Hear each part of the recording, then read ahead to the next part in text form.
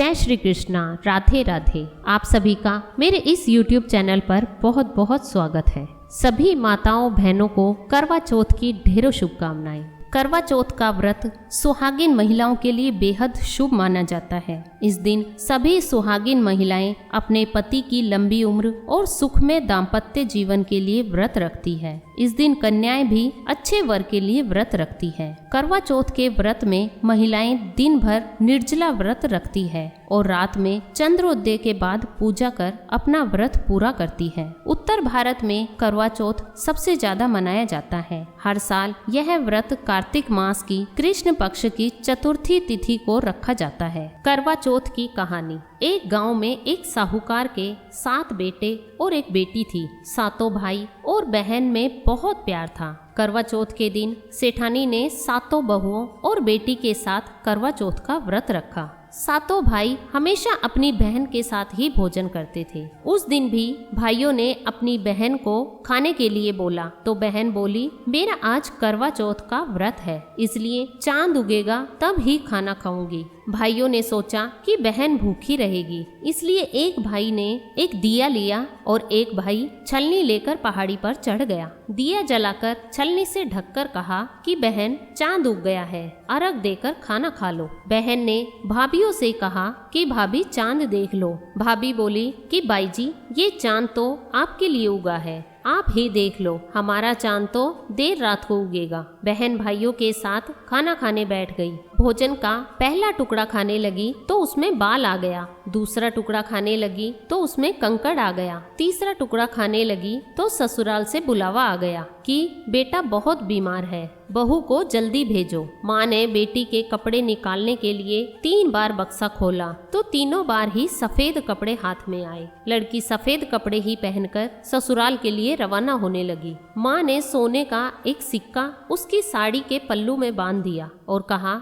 रास्ते में सबके पैर छूते हुए जाना और जो अमर सुहाग का आशीर्वाद दे उसे यह सिक्का देकर पल्लू में गांठ बांध लेना। रास्ते में बहुत लोगों ने आशीष दिए पर अमर सुहाग का आशीर्वाद किसी ने भी नहीं दिया। ससुराल पहुंचने पर उसने कहा कि पलने में जेठ की लड़की झूल रही थी, उसके पैर छूने लगी तो वह बोली, सीली हो सपूती हो, 7 पूत की माँ हो। यह आशीर्वाद सुनते ही उसने सोने का सिक्का निकालकर उसे दे दिया और पल्ले से गांठ बांध ली। घर के अंदर प्रवेश किया तो कमरे में पति को मृत अवस्था में पाया। उसने पति को ले जाने नहीं दिया। वह अपने मृत पति को लेकर रहने लगी और पति की सेवा करती रही। सासू बचा हुआ ठंडा बासी खाना नौकरानी के हाथ यह कहकर भिजवाती कि जा मुर्दा सेवनी को खाना दिया। कुछ दिन बाद माघ महीने की तिल चौथ आई तो उसने माता से प्रार्थना की और कहा, माता, मुझे मेरी गलती का पश्चाताप है, मुझे माफ कर दो। हे चौथ माता,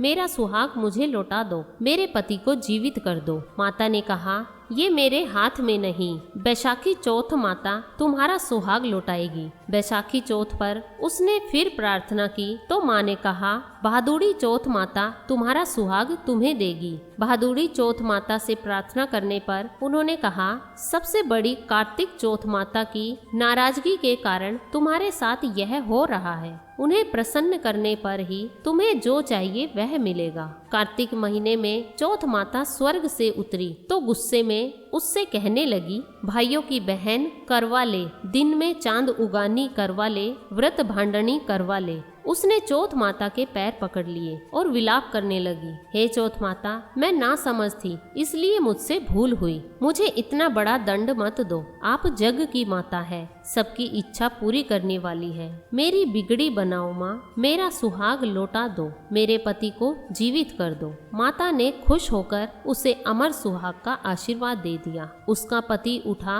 और बोला, मुझे तो बहुत नींद आई। तब उसने अपने पति को बताया कि वह 12 महीने से उसकी सेवा कर रही थी और चौथ माता ने उसका सुहाग उसे लौटाया है। पति ने कहा, हमें चौथ माता का उद्यापन करना चाहिए। उसने चौथ माता की कहानी सुनी और उद्यापन कर चूरमा बनाया। दोनों खा पीकर चौपड़ खेलने लगे। नौकरानी खाना लेकर आई तो यह देखकर तुरंत जाकर उसकी सासू को बताया। सासू ने आकर देखा तो बहुत खुश हुई। बहू ने पूछा, यह सब कैसे हुआ? बहू ने सास के पैर छुए और बताया बताया कि यह चौथ माता का आशीर्वाद है। सभी लोग चौथ माता की कृपा देखकर बहुत खुश हुए। सभी स्त्रियों ने पति की दीर्घायु के लिए चौथ माता का व्रत करने का निश्चय किया। हे चौथ माता, जैसा साहूकार की बेटी का सुहाग अमर किया, वैसे सभी का करना। कहने सुनने वालों को, हुकारा भरने वालों को, सभी को अमर सुहाग देना। बोलो मंगल करनी दुख हरनी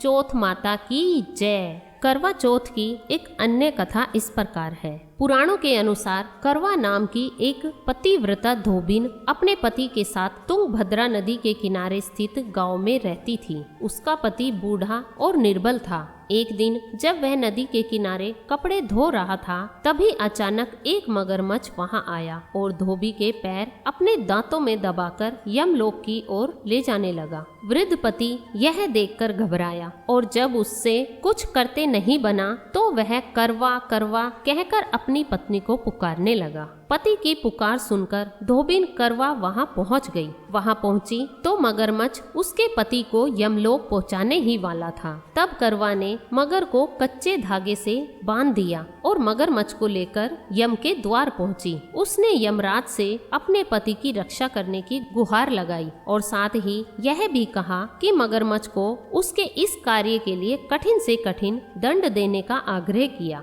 और बोली, हे भगवान, मगरमच्छ ने मेरे पति के पैर पकड़ लिए हैं। आप मगरमच्छ को इस अपराध के दंड स्वरूप नरक भेज दें। करवा की पुकार सुन यमराज ने कहा, अभी मगर की आयु शेष है, मैं उसे अभी यमलोक नहीं भेज सकता। इस पर करवा ने कहा, अगर आपने मेरे पति को बचाने में मेरी सहायता नहीं की तो मैं आपको श्राप दे दूंगी और नष्ट कर दूंगी। करवा का साहस देखकर यमराज भी डर गए और मगर को यमपुरी भेज दिया। साथ ही करवा के पति को दीर्घायु होने का वरदान दिया। तब से कार्तिक कृष्ण की चतुर्थी को करवा चौथ व्रत का प्रचलन हुआ, जिसे इस आधुनिक युग में भी महिलाएं अपनी पूरी भक्ति भाव के साथ करती है और भगवान से अपने पति की लंबी उम्र की कामना करती है। बोलिए करवा चौथ माता की जय। गणेश जी की कथा। एक बुढ़िया थी, वह बहुत ही गरीब और अंधी थी। उसके एक बेटा और बहू थे। वह बुढ़िया सदैव गणेश जी की पूजा किया करती थी।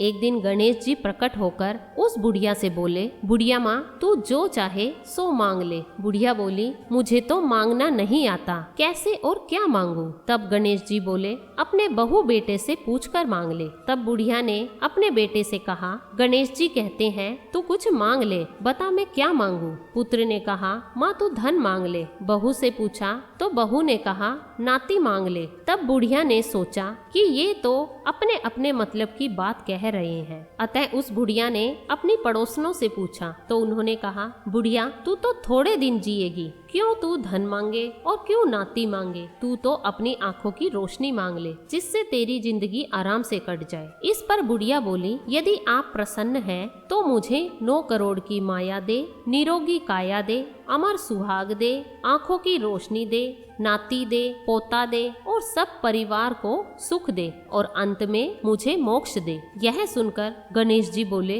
बुढ़िया माँ, तूने तो हमें ठग लिया, फिर भी जो तूने मांगा है वचन के अनुसार सब तुझे मिलेगा। और यह कहकर गणेश जी अंतर्ध्यान हो गए। उधर बुढ़िया माँ ने जो कुछ मांगा वह सब कुछ मिल गया। हे गणेश जी महाराज, जैसे तुमने उस बुढ़िया माँ को सब कुछ दिया, वैसे ही हम सबको भी देना। बोलिए गणेश जी महाराज की जय। यदि कथाएं अच्छी लगी तो please like, share and subscribe जरूर करें। मिलती हूँ अपनी नेक्स्ट वीडियो में। जय माता दी।